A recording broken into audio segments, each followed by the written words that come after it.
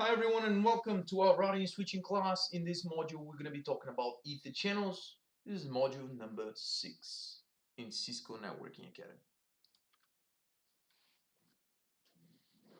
Now these are the main topics we're going to be discussing today. We're going to talk about the Ether channel operation. We're going to discuss what Ether channel is. We're going to talk about how to configure Ether channels, and last but not the least, we're going to talk about how to verify and troubleshoot an Ether channel. Ether channel operation. Now, there are scenarios in which more bandwidth or redundancy between devices is needed than what can be provided by a single link. So obviously, everything nowadays is about bandwidth, is about having more throughput, is about having more bits per second in a link. Now, multiple links could be connected between devices to increase the bandwidth. However, spanning tree protocol, which is enabled on layer 2 devices like Cisco switches by default, and as we discussed in module number 5, we'll just basically try everything to block redundant links to prevent switching loops. Now, a link aggregation is a technology, or if you want to define it this way, a technique that is needed and that allows redundant links between devices that will not be blocked by STP.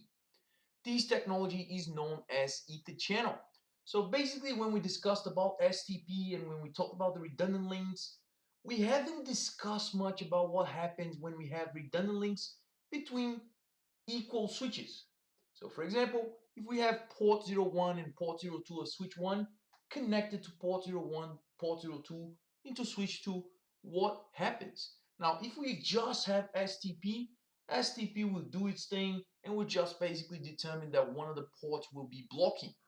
However, this is not a perfect solution. A better solution would just basically be a way to bundle these two links in order to create a single connection, a single logical link, let's put it this way. Now, Ether channel is a link aggregation technology that will just basically allows us to do this. It will allows us to group multiple physical Ethernet links together into one single logical link. This technology is used to provide fault tolerance, load sharing, increased bandwidth, and redundancy between switches, routers, and servers. Now, Ether channel technology makes it possible to combine the number of physical links between the switches to increase the overall speed of switch-to-switch communication. You have multiple switches, we have enough ports, we can just basically create these redundant logical groups called the Ether channels or port channels, which just basically allows us to increase the bandwidth. So if we have, let's say, two links which are 100 megabits per second connecting switch 1 to switch 2, we can group these two links into one single logical link, which will allow us to have up to 200 megabits per second. Now, Ether channel technology was originally developed by Cisco as a local area network switch-to-switch technique for grouping several fast Ethernet or gigabit Ethernet ports into one single logical channel. When Ether channel is configured, the resulting virtual interface is called a port channel or logical channel, as we discussed.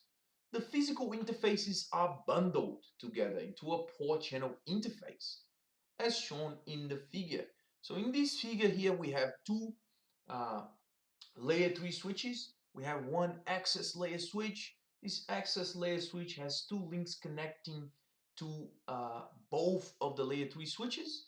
Now there is a way, like we just discussed, to bundle, to group these two links, creating a logical link called the Ether channel. Now, Ether channel technology has many advantages, including the following. So most configuration tests can be done on the Ether channel interfaces. That means once we group these two interfaces, these two physical interfaces into one logical interface, it will just basically ensures that we can configure consistency throughout the links, because now we can configure the logical link instead of every single one of the physical links. Now, Ether channel relies on existing switch ports, so there is no need to upgrade the link to a faster and more expensive connection to have a more bandwidth. So as long as we have enough ports, we can bundle the ports, we can have a much faster link, instead of just upgrading the switch itself. Now, load balancing is another advantage of the Ether channel technology. It takes place between links that are part of the same Ether channel. Now, load balancing can be accomplished through Ether channel as well.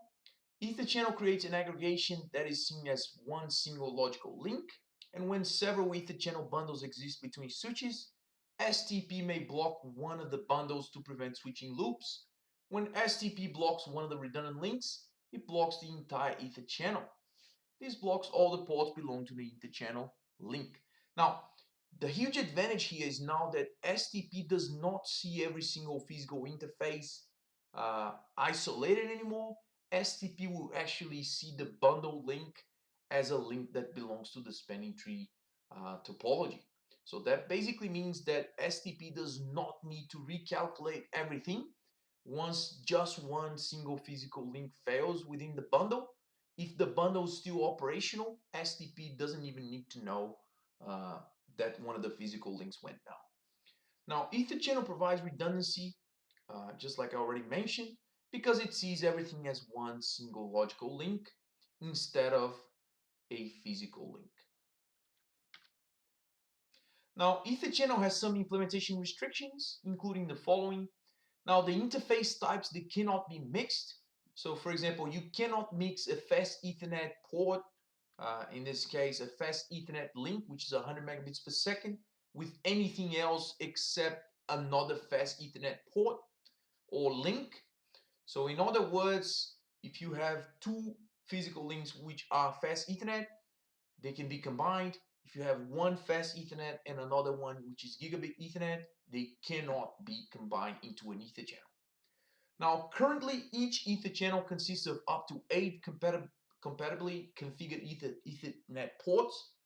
Ether channel provides full duplex bandwidth of up to 800 megabits per second or 8 gigabits per second between one switch and another switch, or even a host.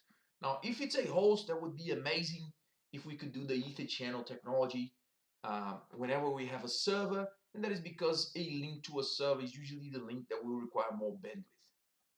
Now, the Cisco Catalyst switch, the same ones that we have at our labs at CIT, they are all layer 2 switches, and they currently support up to 6 Ether channels.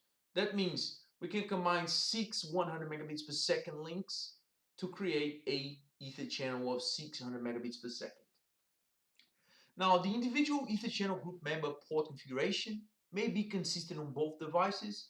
If the physical ports of one side are configured as trunk, the physical port of the other side must also be configured as trunk with the same native VLAN.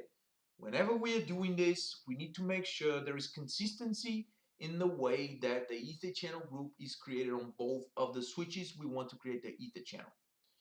If one of the switches, they have a certain native VLAN, the other switch will need to have the same exact native VLAN, and both of the links, they need to be in trunk mode. Now, each Ether channel has a logical port channel interface. A configuration applied to the port channel interface affects all physical interfaces that are assigned to that interface. Ether channels can be formed through negotiation using one of two protocols: port aggregation protocol or link aggregation protocol. These protocols allow ports with similar characteristics to form a channel through dynamic negotiation with joining switches. Basically, these two types of protocols, LACP, PAgP, they will allow us to create an Ether channel dynamically. There is a way we can create an Ether channel manually, and that would just basically be by setting the state on both of the switches to be on. If we do it this way, we're just basically creating a static, unconditional Ether channel. Now, PAgP or PAgP is a Cisco proprietary protocol that aids in the automatic creation of the Ether channel, like we mentioned. When an Ether channel link is configured using this type of protocol, the packets are sent between the Ether channel capable ports and then negotiate the forming of the channel itself.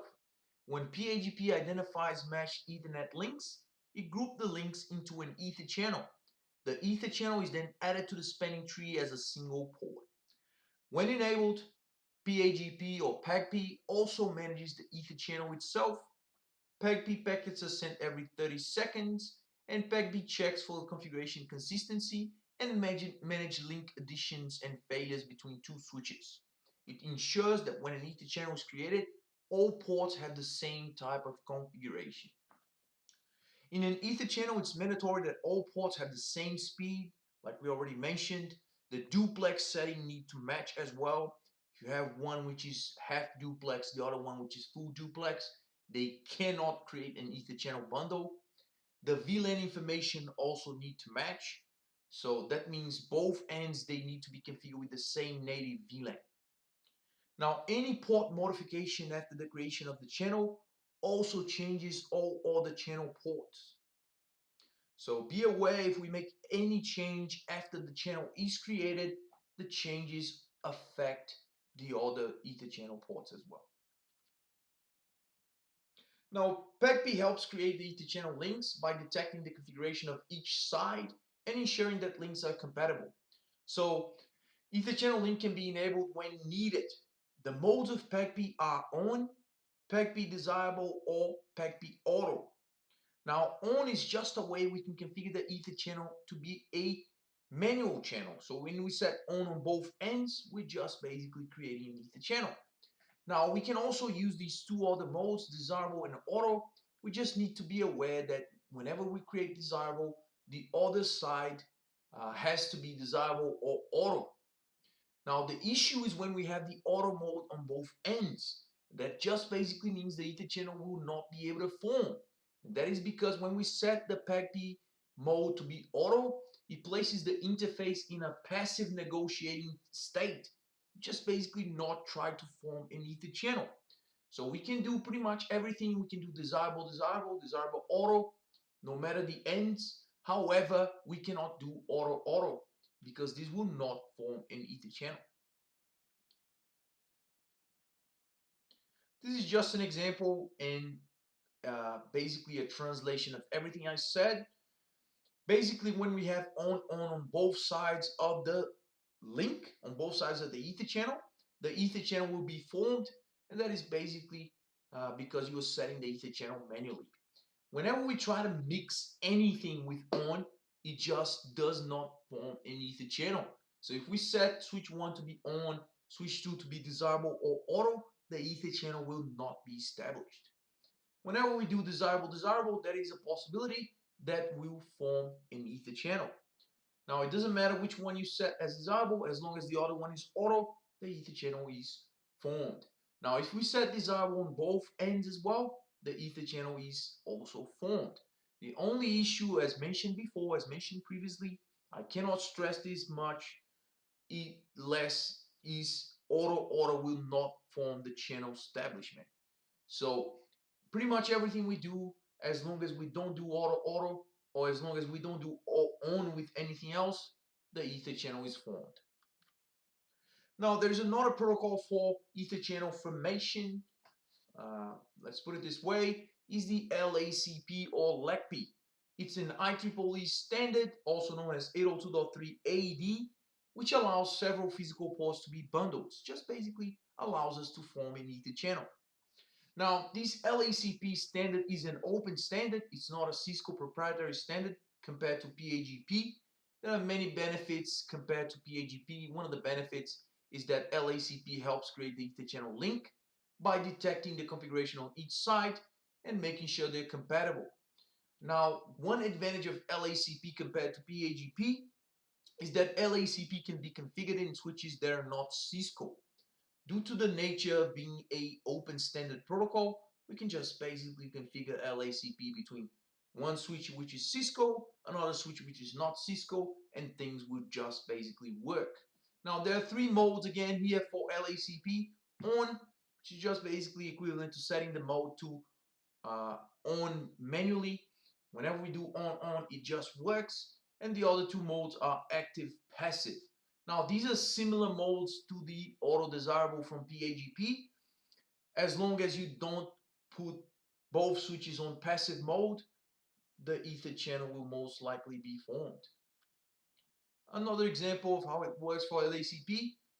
Whenever we have on, we're manually setting an ether channel.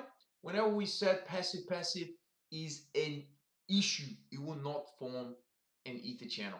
Now, whenever we try to mix one of the modes, active or passive, with on, it also doesn't work.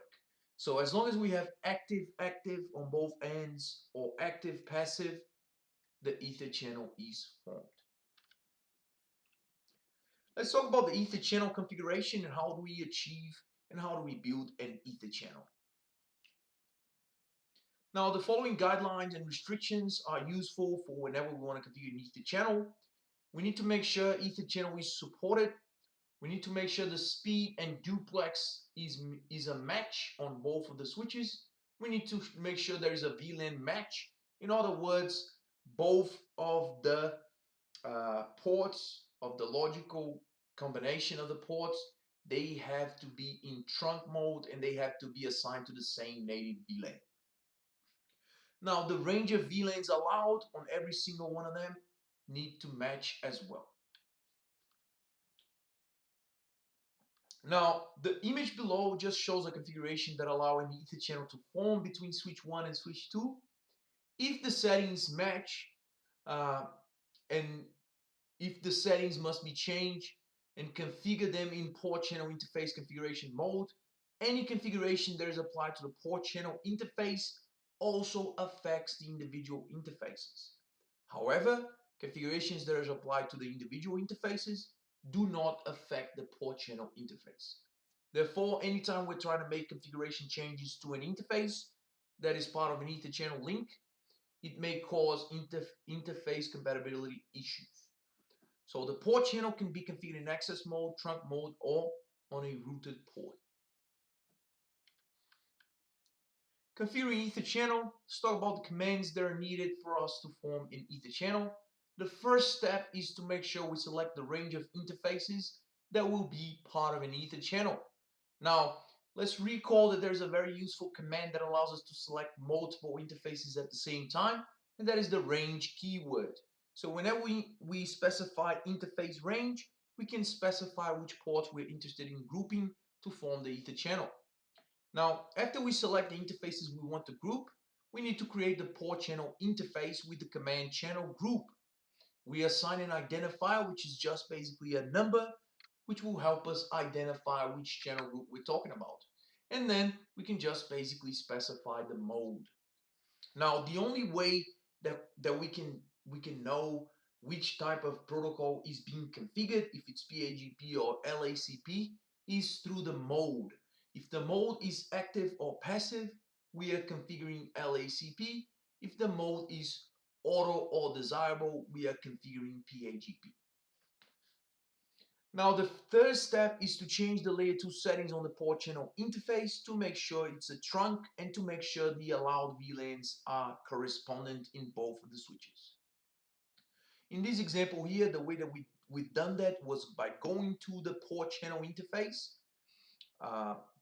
setting it up as a trunk with the switch port mode trunk command, and then setting it up to be allowed for VLANs 1, 2, and 20 with the command switch trunk allowed VLAN and then the VLANs.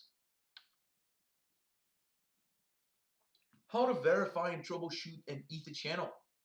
Now, as always, when we configure ether channel, we must verify the configuration. If there are problems, we also need to be able to troubleshoot and fix them. There are a number of commands to verify an ether channel configuration, such as the show interface port channel to display the general status of the port channel interface, the show ether channel summary to display one line of information for port channel, the show ether channel port channel to display the information about the specific port channel interface, the show interface ether channel to provide information about the row of physical member interfaces. Now, all the interfaces within an ether channel, they have the same configuration of speeds and duplex mode, native and allowed VLANs on trunks, and access VLAN on access ports.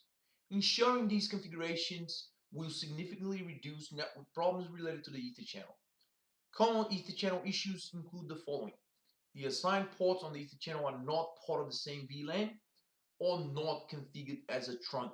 This is one of the main reasons why a trunk is not formed, is because we forgot to check that they need to be in trunk mode and they need to be with the same native VLAN configuration. Now, trunking was configured on some of the ports that make up the Ether channel, but not all of them. Now, for example, once we are selecting the interfaces to turn them into an Ether channel, we need to make sure they are trunk ports. If one of them is not, it will not form the Ether channel. Another thing we need to make sure, the allowed VLANs are the same. If they're not the same, the Ether channel will not be formed. We also need to make sure the modes are compatible. If the modes are not compatible, the link will not form an Ether channel. Now we need to make sure we understand the different types of protocols, if it's PAgP or LACP, because if we mix things, the Ether channel will not be formed. So we need to make sure both ends are configured with the same protocol.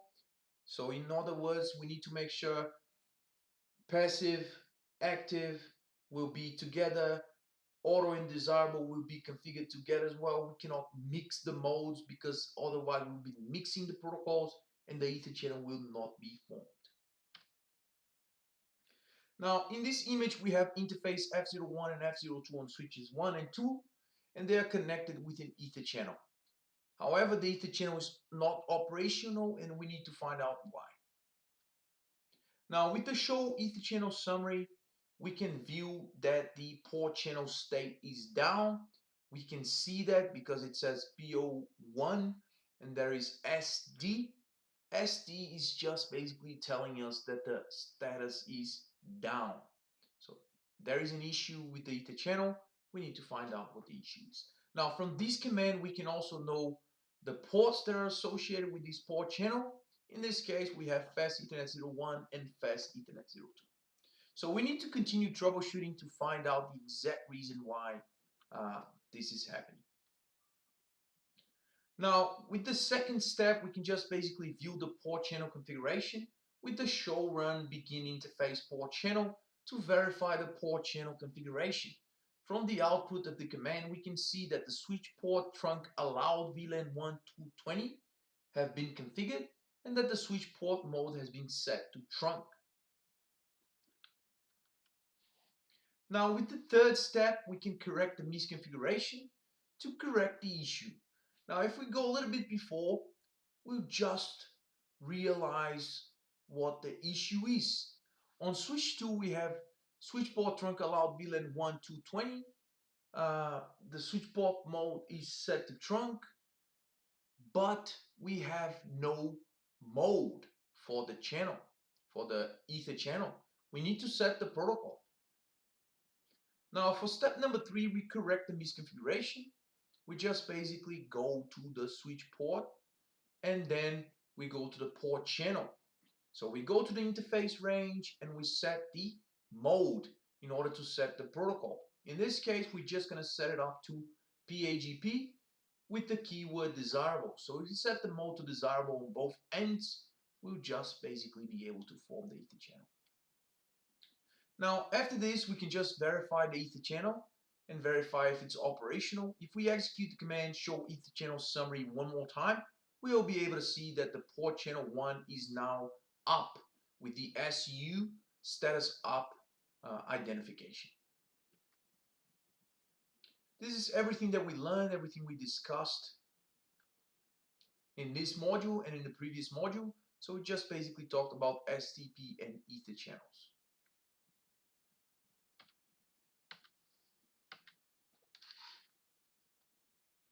For this week, these are the activities that I'm expecting you guys to complete. I'm expecting you to complete these packet traces and the portfolio of evidence activity 1 inter-VLAN routing challenge. Thank you very much, and this is the end of session for module number 6.